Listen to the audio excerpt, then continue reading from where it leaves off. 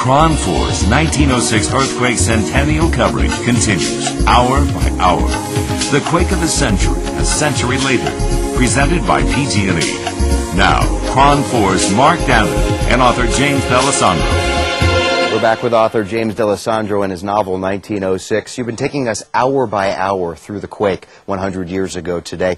James, what are the long-term effects of this earthquake on San Francisco and the entire nation?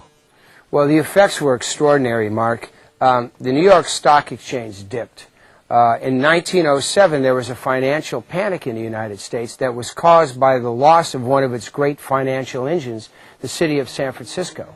The Hetch Hetchy Water Project, which had been turned down twice by Congress, was built as a result of us having lost our water.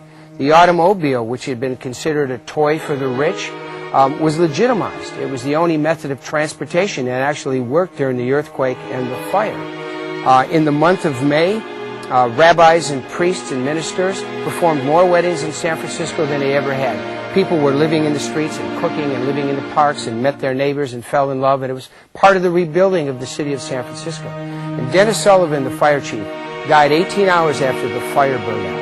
In 1912, the city of San Francisco and its citizens built his massive fire suppression system, the most radical and comprehensive in the entire world. It was a legacy to the great martyr, to the great fallen man who had predicted this and who had warned us and whose lessons we finally heeded and finally learned.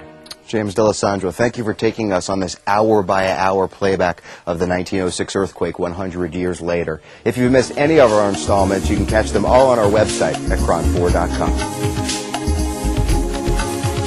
KRON 4's 1906 earthquake centennial, hour by hour, presented by PG&E.